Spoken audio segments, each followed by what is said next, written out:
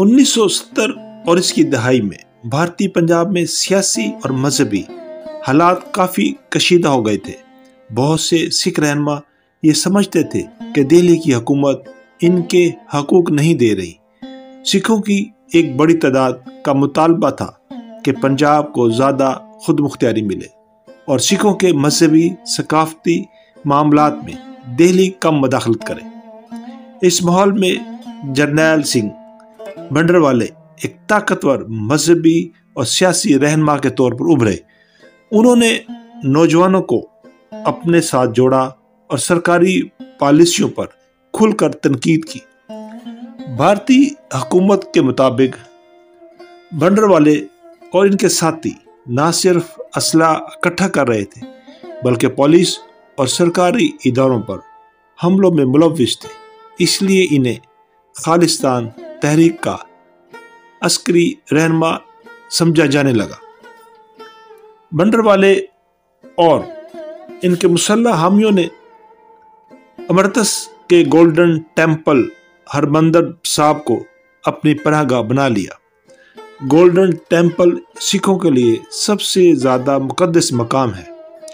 یہاں ہزاروں زائرین روزانہ حاضری دیتے تھے۔ اس جگہ کو فوجی مرکز بنانے کے الزام نے دہلی حکومت کو مزید پریشان کیا۔ اندرا گاندھی کی حکومت نے فیصلہ کیا کہ فوجی طاقت کے ذریعے بھنڈروالے کو وہاں سے نکالا جائے۔ ابتدائی دن 1 جون فوج نے گولڈن ٹیمپل کے ارد گرد حصار قائم کیا اور نقل و حرکت محدود کر دی۔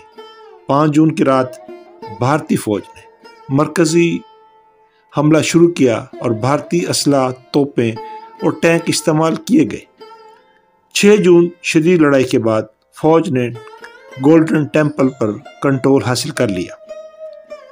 بھنڈروالے مارے گئے، سینکڑوں مسلح افراد ہلاک ہوئے۔ بدقسمتی سے درجنوں عام شہری بھی گولیوں اور دھماکوں کی زرد میں آ گئے۔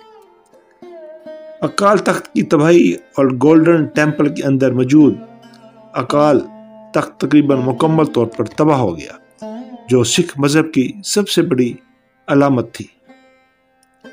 سرکاری اعداد و شمار کے مطابق چند سو افراد ہلاک ہوئے۔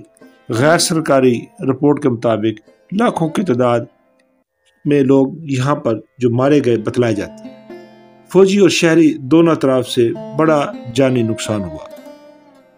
یہ کارروائی سکھ برادری کے دلوں پر گہرا زخم چھوڑ گئی۔ دنیا بھر کے سکھوں نے اسے اپنی مذہبی توہین قرار دیا۔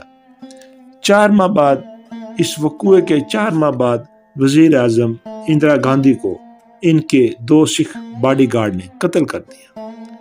اندرا گاندھی کے قتل کے بعد پورے بھارت میں سکھوں پر بدترین حملے ہوئے اور صرف دہلی میں ہی ہزاروں سکھ قتل کر دیے گئے اور ان کے گھروں اور کاروبار کو جلا دیا گیا۔ آپریشن بلیو سٹار کو آج بھی بھارتی تاریخ کا ایک متنازع اور خون ریز باب مانا جاتا ہے۔ کچھ لوگ اسے ریاست کے تحفظ کے لیے ضروری قرار دیتے ہیں، جبکہ بہت سے سکھ اور تاریخ دان اسے مذہبی مقام کی توہین اور غیر ضروری طاقت کا استعمال